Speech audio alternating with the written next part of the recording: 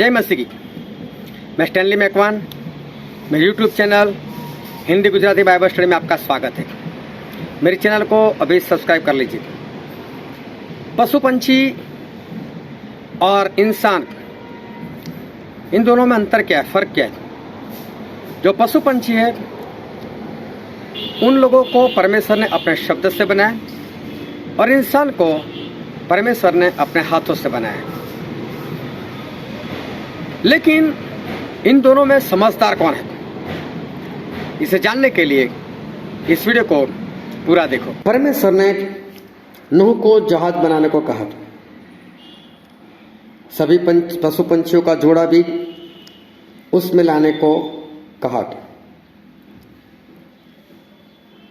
क्या परमेश्वर उस वक्त सभी लोगों का नाश करना चाहते थे? नहीं। क्या परमेश्वर पूरी दुनिया को डुबोकर मारना चाहते थे? नहीं, ऐसा नहीं था।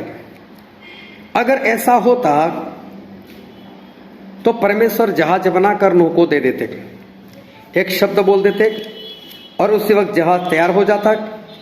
जितने लोगों को अंदर लेना था उनको अंदर डालकर वो तुरंत दरवाजा बंद कर देते, तुरंत बरसात होती, जमीन से पानी निकलता और सभी कुछ खत्म हो जाता। लेकिन नूह को ऐसा कहा कि तू जहाज बना, और जहाज बनाते बनाते नूह को 100 साल लगे। क्यों परमेश्वर ने ऐसा होना दिया? कारण यही था कि नूह अपने घर के बाहर जहाज बनाएंगे या तो अपने खेत में जहाज बनाएंगे। लोगों को सवाल होगा कि जहाज तो समुद्र के किनारे बनता है, ये यहाँ पर क्यों बना रहा है? इतने बड़े जहाज को समुद्र के किनारे कैसे लेकर जाओगे? कौन से मशीन से लेकर जाओगे? कौन से ट्रक से लेकर जाओगे? इतना बड़ा ट्रक होता नहीं, उस जमाने में ट्रक था भी नहीं, तो ये क्यों? लेकिन इसका कारण यही था कि लोगों को सवाल हो। लोग नूह के पास आए और नूह सभी लोगों को बताए कि आसमान से बरसात होने वाली है, परमेश्वर क्रोधायमान है, सभी लोगों का नाश करना चाहते हैं और लोग पश्चाताप करें और लोग बचाए जाए। ऐसा हुआ नहीं। क्या परमेश्वर निनवे के लोगों का नाश करना चाहते थे? अगर नाश करना चाहते होते तो परमेश्वर उनको 40 दिन क्यों देते? लेकिन परमेश्वर ने प्रचार क्या करवाया? 40 दिन के बाद मैं नाश कर दूंगा। अगर नाश ही करना था तो कर देते। लेकिन सही में परमेश्वर नाश करना नहीं चाहते थे, वो उनको बचाना चाहते थे। इसलिए निनवे के लोगों को 40 दिन दिए। परमेश्वर ने पूरी दुनिया को नूह के वक्त 100 साल बचने के लिए दिए और वो उनको बचाना ही चाहते थे। 100 साल तक किसी ने नूह का नहीं सुना। क्या नूह इन 100 सालों में कभी जंगली पशुओं के पास या खेत के पशुओं के पास या तो पंछियों को क्या उपदेश करने के लिए गए थे? क्या कभी कोई पशु पंछी उनके पास ये कहने के लिए आए थे कि नूह तू ये क्या कर रहा है, जहाज क्यों बना रहा है? ना तो नूह ने किसी पशु पंछी को सुसमाचार सुनाया, ना उनको उपदेश किया, ना उन लोगों ने कभी आकर नूह से कुछ पूछा। क्या उनको ये पशु पंछी, क्या उनको समझ थी कि नूह जहाज बना रहे? उनको कुछ नहीं मालूम था। इनको कहाँ अकल होती है? तो परमेश्वर के शब्दों की रचना है। उनके अंदर तो आत्मा भी नहीं होता और उनको तो ये सारी समझ नहीं थी।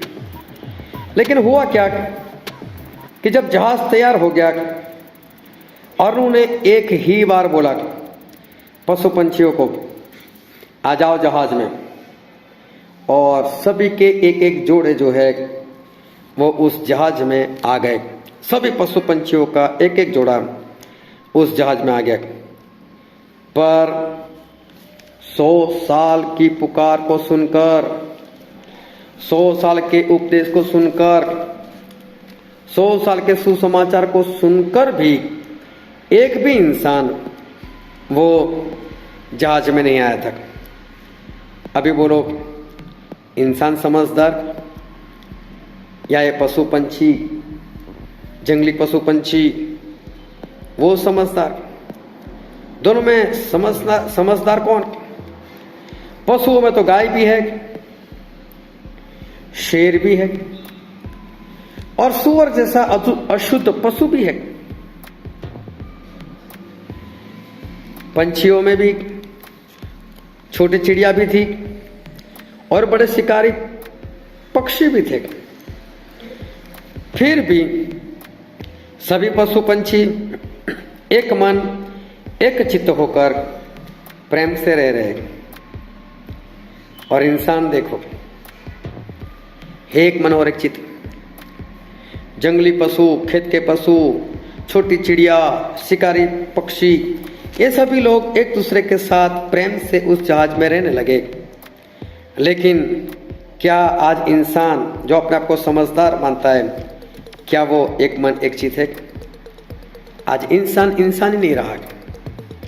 आज मालूम है इंसान कौन है? आज इंसान रोमन कैथलिक है, आज इंसान मेथोडिस्ट है, आज इंसान सीएनआई है, आज इंसान आईपी मिशन का है, आज इंसान पेंटिकोस्टल का है। लेकिन इंसान इंसान नहीं रहा। सोचो, समझदार कौन? पशु पंछी या इंसान? इंसान ने नूह से विवाद किया होगा जब उन्होंने पूछा होगा कि नूह यहां पर क्यों जहाज बना रहा है, और नूह ने बोला होगा कि आसमान से बरसात आने वाली है। और इब्रानी 11:7 में लिखा है कि नूह ने उस बात की चेतावनी पाकर जो बात उसके देखने में कभी नहीं आई थी। इसका मतलब बरसात क्या है वो नूह ने कभी भी नहीं देखा था। फिर भी उन्होंने सोचा कि परमेश्वर बोल रहे तो होगा, पानी बरसेगा तो बरसेगा, दुनिया डूबेगी तो डूबेगी। लेकिन जब लोग उनसे पूछने के लिए आते होंगे तो उन सभी को यही कहते होंगे कि बरसात आने वाली है, आसमान से पानी गिरने वाला है, बादल आने वाले, जल प्रलय आने वाला है। और लोग हंसते होंगे, हे नूह पागल हो गया क्या, सठिया गया क्या, बूढ़ा होकर तेरा दिमाग काम करना बंद हो गया क्या? कभी सुना है ऐसा बरसात होती है? कभी सुना है ऐसा जल प्रलय होता है? कभी ऐसा होता है कि धरती डूब जाए? किसी ने भी विश्वास नहीं किया। क्या पशु पंछी ने कभी बरसात देखी थी? क्या उन्होंने कभी धरती को डूबते हुए देखा था? देखा था उन लोगों ने भी नहीं था। लेकिन क्या उन्होंने कोई विवाद किया? क्या उन्होंने कोई चर्चा की? क्या उन्होंने कोई तर्क किया? उन्होंने विश्वास किया, कोई बहाना नहीं बताया, एक ही आवाज में नूह के जहाज में चले गए। बोलो, समझदार कौन? पशु पंछी या इंसान? बिलाम की गति को परमेश्वर दिखते हैं, लेकिन बिलाम जो कि भक्त माना जाता है उसको परमेश्वर नहीं दिखाई देता। वो तो गति को मारता रहता है। समझदार कौन? इंसान या पशु पंछी? बिलाम या एक गधी? कौवे एलिया को खाना दे रहे, आज्ञाकारी करते हैं।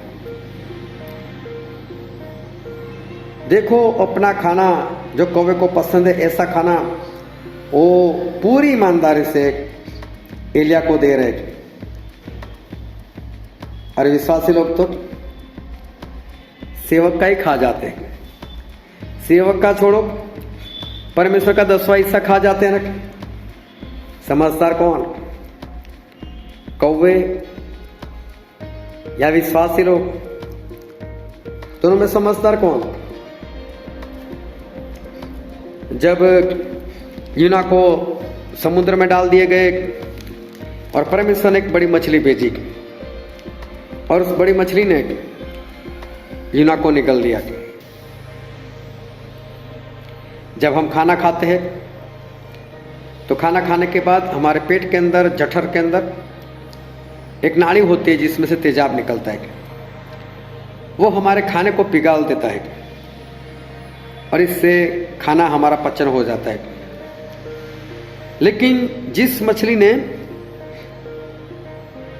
इस यूना को निगल लिया था, तो सोचो वो कितनी बड़ी मछली होगी। तो उसकी जो तेजाब वाली नाड़ी होगी, वो नाड़ी नहीं लेकिन एक बड़ी पाइप के समान होगी। खाने के बाद उसमें से एसिड निकलता है, तेजाब निकलता है। अभी सोचो यूना को निकलने के बाद अगर उसमें से तेजाब निकले तो यूना जिंदा नहीं रह सकते थे। देखो तेजाब बंद हो गया निकलना।